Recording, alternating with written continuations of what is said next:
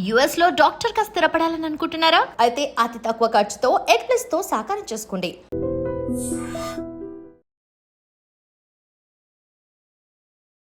Welcome to IG media. So జనరల్గా రక్తహీనత, anaemia మనం ఎక్కువగా మహిళల్లో ఈ ప్రాబ్లం అనేది చూస్తూ ఉంటాము. ఎనిమియా అనేది నార్మల్ కండిషనా, డేంజరా? ఎనిమియా అనేది ఎందుకు వస్తుంది, అసలు రాకుండా జాగ్రత్తలు ఏంటి, ఎలాంటి ఆహారాలు తీసుకుని దీన్ని మనం తగ్గించుకోవచ్చు, పూర్తిగా తెలుసుకుందాం. మనతో పాటు ఉన్నారు ప్రముఖ internal medicine specialist doctor Rajesh Uppala గారు. డాక్టర్ గారు నమస్తే. చాలా మంది చెప్తూ ఉంటారు, ఎనిమిక్ ఉన్నారు, మీరు ఐరన్ ఎక్కించుకోండి లాగా. ఎందుకు అంత బ్లడ్ అనేది తగ్గిపోతూ ఉంటుంది అసలు? సో బేసిక్లీ ఇది ఆల్మోస్ట్ చాలా neglected area of health sector అనిపిస్తుంది. కానీ at some point government incentives కూడా ఉన్నాయి. ఇది prevention of anaemia in women, particularly reproductive ఏజ్లో ఉన్నప్పుడు, ప్రెగ్నెన్సీ ఆ టైంలో చాలామందికి బేబీ బర్త్లో కానివ్వండి, వాళ్ళ హెల్త్లో కానివ్వండి చాలా ఎఫెక్ట్స్ ఉండేవి. ప్రాబబిలిటీ ఇప్పుడు అవేర్నెస్ పెరిగి కాస్త బెటర్ ఉంది, కానీ ఇది వరకు చాలా ప్రాబ్లమాటిక్ ఉండేది. మేము చదువుకునే రోజుల్లో అయితే బాగా అది హైలైటెడ్ టాపిక్ ఇది. సో ఇప్పుడు ఏంటంటే మారుతున్న కాలం కొద్దీ మనకి పోషకాహారాలు తగ్గిపోతూ వస్తున్నాయి. మనం తినే ఆహారాల్లో జస్ట్ కడుపు నింపుకోవడానికి తింటున్నామో కానీ దానిలోంచి వచ్చే క్వాలిటీ ప్రోడక్ట్ ఏదైతే ఉందో అది రావట్లేదు. వాటిల్లో ప్రథమంగా ఇలాంటి న్యూట్రిషనల్ ఫ్యాక్టర్స్ ఎఫెక్ట్ అవుతున్నాయి. సో దాని కారణంగా విమెన్లో ఈ బ్లడ్ కంటెంట్ తక్కువగా ఉండడం గమనించారు. ఈ న్యాచురల్గా చూస్తే మంత్లీ లాస్ వల్ల వాళ్ళకి ఈ ఐరన్ డెఫిషియన్సీ ఆర్ రక్తహీనత అనేది ఏర్పడుతూ ఉంటుంది. సో యాక్సెప్టెన్స్ అనేది వచ్చేసింది, 9 ఉంటే చాలు అని. యాక్చువల్లీ వాస్తవానికి 12 నుంచి 14 మధ్యన విమెన్లో ఉండాల్సిన లెవెల్ ఆఫ్ హీమోగ్లోబిన్ అది. సో మనము 9-10 దగ్గరే పర్లేదు, అందరికి ఉన్న విధంగా నాకు కూడా ఉందిలే అనే. ఒకవేళ టెస్టులు చేయించుకొని 9 ఉంటే కూడా చాలా మంది 9 ఓకే ఇనఫ్ అంటారు కదా. అంటే ఇప్పుడు దట్ ఈస్ బ్యాడ్ ఓమన్ అనాలనా, లేదు వాళ్ళ కంఫర్ట్ జోనా అనేది తెలియట్లేదు, కానీ ట్యాబ్లెట్ అనగానే బాధపడతారు ఎవరైనా. అమ్మో కిడ్నీలు పోతాయి, అమ్మో అది వేసుకోవాలన్నా, అది ఒక విష పదార్థం లాగా చూస్తారు. అన్ఫార్చునేట్గా ఐరన్ ట్యాబ్లెట్స్ కూడా అలాగే ఉన్నాయి. ఐరన్ ట్యాబ్లెట్స్ వేసుకున్నప్పుడు కొద్దిగా మెటాలిక్ టేస్టు, కడుపులో కొద్దిగా వామిటింగ్ సెన్సేషను, మలబద్ధకం, లూజ్ మోషన్స్, కొద్దిగా డిఫికల్టీస్ ఉన్నాయి. బట్ అవన్నీ కూడా ఫేజ్ అవుట్ అవుతూ వస్తున్నాయి. న్యూయర్ టైప్స్ ఆఫ్ మెడిసిన్స్ వస్తున్నాయి. ఈ సైడ్ ఎఫెక్ట్ ప్రొఫైల్ తగ్గిపోతూ ఉంది. హైలీ ఎఫికేషియస్ ఉన్నాయి, అంటే ప్రొడక్టివిటీ అనేది పెరిగిపోతూ వస్తుంది. ఇన్ ద రీసెంట్ పాస్ట్ చెప్పాలంటే ఇప్పుడు ట్యాబ్లెట్ రూపంలో తీసేసి జస్ట్ నాలుక మీద పెట్టుకునే పేపర్ ముక్క, స్ట్రిప్, సో గ్యాస్ ట్రబుల్ అనేది లేకుండా తయారవుతూ వస్తున్నాయి. అదే కాకుండా ఇంజెక్షన్స్ కూడా వచ్చేస్తున్నాయి. ఒక్కసారి ఇంజెక్షన్ వేసుకుంటే ఇక మీకు ట్యాబ్లెట్ రోజు వేసుకునే అవసరం లేకుండా కూడా చాలా మటుకు అడ్వాన్సెస్ అయితే ఐరన్ పరంగా వచ్చున్నాయి. సో దీన్ని బట్టి ఏమవుతుందంటే ఏదైతే మనం గ్రాంటెడ్ ప్రాబ్లం అనుకున్నామో అనీమియా అనేది ఈజీగా నివారించుకోవచ్చు. సో ఒకటి స్క్రీనింగ్ చేయాల్సిన అవసరం ఉంది. వీళ్ళకి ఏ టైప్ ఆఫ్ అనీమియా ఉంది ఆర్ ఏ టైప్ ఆఫ్ లో హీమోగ్లోబిన్ ఏ కారణంగా వస్తుంది అంటే, ఇక్కడ ఒట్టి ఐరన్తోనే కాదు, కోర్స్ ఐరన్ అనేది మేజర్ కాంపోనెంట్ అవ్వచ్చు, కానీ B12 కారణంగా, ఫోలేట్ కారణంగా వీటిల్లో కూడా మనకి రక్తహీనత ఏర్పడేదానికి ఆస్కారం ఉంది. అలాగే సోషల్ స్టిగ్మా కింద మనం తీసుకుంటే మంత్లీ లాస్ ఎక్కువగా ఉందా, అధికంగా ఉందా, దానికి కారణాలు ఏంటి? ఫర్ ఎగ్జాంపుల్ మీరు ఫ్రీక్వెంట్గా వింటున్న కండిషన్స్ పాలిసిస్టిక్ ఓవేరియన్ డిజీజ్ చాలా ఫ్రీక్వెంట్గా మనం గమనిస్తున్నాం. అలాగే most common condition gas trouble, most common condition ఈ మలబద్ధకం, సో ఇరిటబుల్ బవల్ సిండ్రోమ్, ఇవన్నీ కూడా మాల్ అబ్జార్ప్షన్కి దారితీసే విధంగా పనిచేస్తాయి.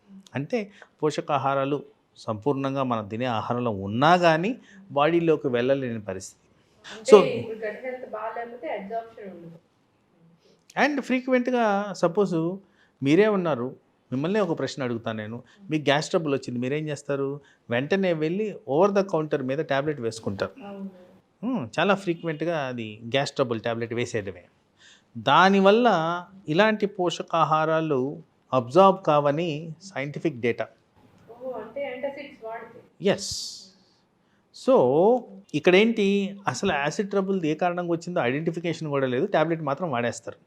అది కూడా లాంగ్ టర్మ్ యూసేజ్. దానివల్ల వచ్చే అనార్థాల్లో ఇది ఒకటి, ఇంకా చాలా రకాలు ఉన్నాయి. బట్ ఐరన్ అబ్జార్ప్షన్ కూడా దీనివల్ల హ్యాంపర్ అవుతుంది. So simplest formulation, how do we prevent విమెన్లో ఈ ఐరన్ డెఫిషియన్సీ రాకుండా ఆర్ రక్తహీనత రాకుండా ఏం చేయాలి? ఎప్పుడు చెప్పిన విధంగానే green leafy vegetables, rich source of iron and vitamin C, ఈ రెండు ఉంటాయి.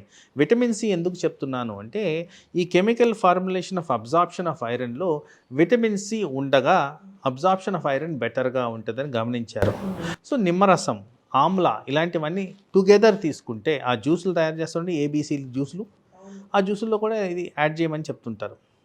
సో న్యాచురల్గా దొరికే హనీలో కూడా good amount of iron related substitutes ఉన్నాయని కూడా గమనించారు. కాబట్టి ఈ కాంబినేషన్స్లో వెజిటబుల్స్, ఫ్రూట్స్, వీటిలో నట్స్ని యాడ్ చేసుకొని తీసుకుంటే మనకి ఐరన్ పుష్కలంగా వచ్చేదానికి ఆస్కారం ఉంది. పర్టికులర్గా హైలైట్ చేయడానికి క్యారెట్, బీట్రూట్, స్పినాచ్ అంటే అది పాలకూర, బ్రాక్లీ, సో ఇలాంటి వాటిల్లో మనకి ఈజీ యాక్సెస్ అండ్ అవైలబిలిటీ. మన దగ్గర ఉన్న ఫేమస్ గోంగూరలో కూడా చాలా ఎక్కువగా ఐరన్ ఉంటుంది. బెల్లం is a high source of iron. తర్వాత అవి నువ్వుల్లో కూడా good amount of iron. So these are all natural పద్ధతుల్లో మనకి ఈజీగా రీచ్ అయ్యే సోర్సెస్ ఆఫ్ ఐరన్. ఇలాంటివి జనరల్గా కూడా నెలకొకసారి కూడా ఇలాంటివి తిన్నారు డాక్టర్. బెల్లం అనేది ఇట్స్ బీన్ వైప్డ్ అవుట్. బెల్లం ఎవరు తింటున్నారంటే దాచుకొని డయాబెటిక్ పేషెంట్స్ తినేస్తున్నారు. దానివల్ల వాళ్ళకి ప్రాబ్లమ్స్ వస్తున్నాయి, కానీ వాస్తవానికి ఎవరైతే తినాలో వాళ్ళు తినట్లేదు.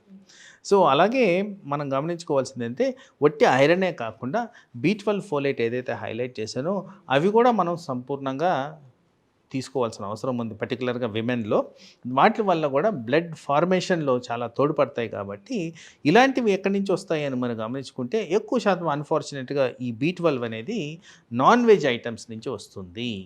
మీట్, పౌల్ట్రీ అండ్ ఫిష్, ఎగ్లోంచి ఎక్కువగా వస్తుంది అని గమనించారు. కానీ the easiest solution for particularly vegetarian సోర్స్కి ఉన్న వాళ్ళకి, మనకి ఫోర్టిఫైడ్ ఐటమ్స్ చాలా మటుకు సూపర్ మార్కెట్స్లో దొరుకుతున్నాయి. Fortified juices, fortified milk, fortified serial.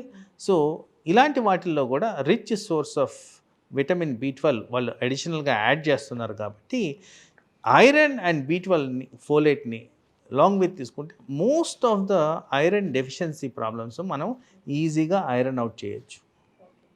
అయితే డాక్టర్ గారు, ఇప్పుడు మీరు చెప్పారు పోషకాహారం తీసుకున్నాము, ఏదో ప్రాబ్లం ఉంది, ఐరన్ అబ్జార్ప్షన్ అవ్వట్లేదు అన్నప్పుడు ట్యాబ్లెట్స్ ఇస్తారు, లేదంటే ఇంజెక్షన్, ఇంకా మరీ తక్కువ ఉందంటే ఇంజెక్షన్ సెలైన్ లాగా అవి ఇచ్చేస్తారు. లేదు ట్యాబ్లెట్స్ వాడాలంటే వామిటింగ్స్ అవుతున్నాయి, కాబట్టి వామిటింగ్స్ అవ్వకుండా మీరు అన్నట్లు ఎంత మంచి ట్యాబ్లెట్ అయినా కానీ ఎంతో కొంత వామిటింగ్ సెన్సేషన్ అనేది ఉంటుంది. వామిటింగ్ అవ్వకుండా ఐరన్ ట్యాబ్లెట్ వేసుకోలేము. ఎస్, ఇప్పుడు నేను ఇందాక చెప్పింది అదే. ఈ న్యూయర్ మెడిసిన్స్ రావడంలో పేపర్ స్ట్రిప్లు వచ్చినాయి, ఐరన్ ఫార్మాట్లో ఉండేవి. అవి కడుపు వరకు వెళ్ళాల్సిన అవసరం లేదు, నాలుక మీద పెట్టుకుంటే అక్కడే డిసింటిగ్రేట్ అయిపోయి అక్కడి నుంచి అబ్జార్బ్ అయిపోతాయి. ఒకటి సరిపోతుందా? మార్నింగ్ ఒకసారి, సాయంత్రం ఒకసారి. తరచుగా నేను నా క్లినికల్ ప్రాక్టీస్లో వాడుతున్నాను, రిజల్ట్స్ కూడా చాలా ప్రొడక్టివ్గా ఉన్నాయి. సో మార్నింగ్, ఈవినింగ్ 30 days వాడినందుకు significant amount of iron absorption and correction of low haemoglobin అనేది నేను వాస్తవానికి రెగ్యులర్గా చూస్తున్నాను. ఆల్మోస్ట్ డైలీ ప్రాక్టీస్లో ఇది గమనిస్తూనే వస్తున్నాను. అండ్ ఐరన్ ఇంజెక్షన్స్ కూడా మార్వలస్ చేంజ్, చాలా సిగ్నిఫికెంట్ మార్పు అయితే జరుగుతుంది. ఓన్లీ అక్కడ బ్రాకెట్లో వేసుకోవాల్సింది ఏంటంటే, కొద్దిగా ఎక్స్పెన్సివ్ ఉంది ఇంజెక్షను. అది ఈ మధ్యకాలంలోనే ఆ పేటెన్సీ ఏదో తగ్గించినట్టున్నారు, ఆ కారణంగా తక్కువ రేటుకు కూడా దొరుకుతున్నాయి. సో ఆ ఇంజెక్షన్ వేసుకున్నా కానీ without any significant gas trouble లేకుండా షార్ట్ డ్యూరేషన్లోనే ఈ అనీమియాని కరెక్ట్ చేయగలుగుతున్నాం.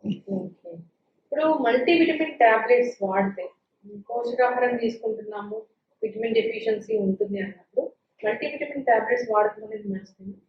అంటే మల్టీవిటమిన్స్ అనే దానికన్నా ఇప్పుడు నా ఉద్దేశంలో టార్గెటెడ్ విటమిన్ థెరపీ అనేది ఇంపార్టెంట్.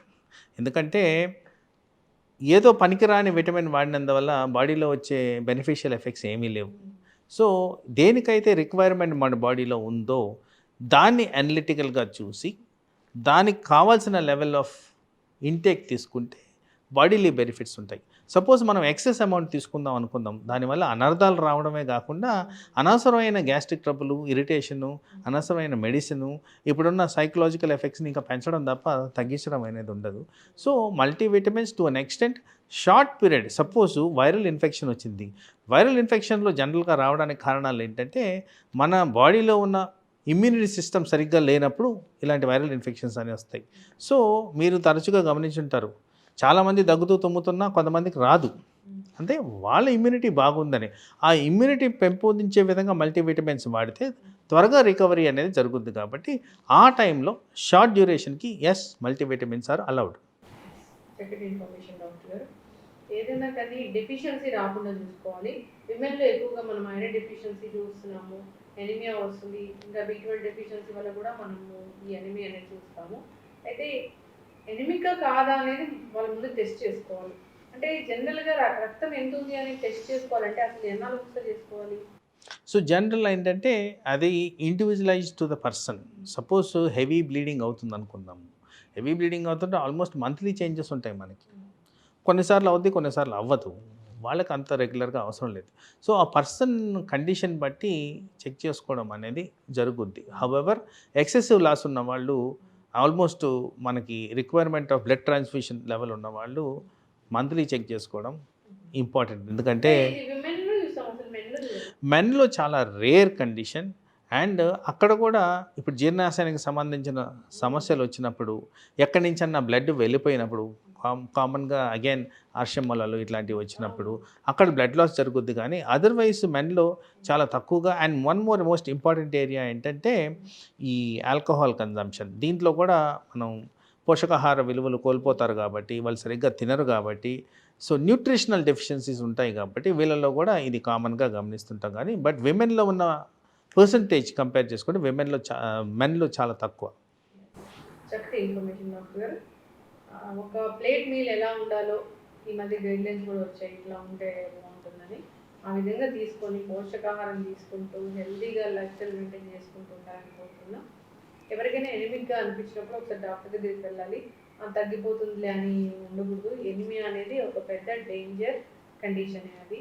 సో హార్ట్ ఫెయిల్యూర్ వరకు వెళ్తారండి కదా. అబ్సల్యూట్లీ. సో ఎప్పటికప్పుడు టెస్టులు చేయించుకుంటూ హెల్తీగా ఉండాలని కోరుతున్నాం, హెల్తీ ఫుడ్ తీసుకుంటూ. చక్కటి ఇన్ఫర్మేషన్ డాక్టర్ గారు. నమస్తే. And for more videos, Please subscribe to iDream. Please subscribe to iDream. Please subscribe iDream. And please subscribe to iDream. For more videos, subscribe to iDream. please like, share and subscribe to the channel. Congratulations, iDream. Subscribe to iDream. Subscribe to iDream. So subscribe to iDream Media. iDream ki iDream team andarki huge congratulations. Please subscribe iDream Media. Please subscribe to iDream. Subscribe iDream. Please subscribe to iDream. iDream అంటే నా కళల channel subscribe చేసుకున్న నోరు తిరుగుతలేదు, మీరైతే గంట గుర్తు కొట్టండి. For more such videos, please subscribe to iDream.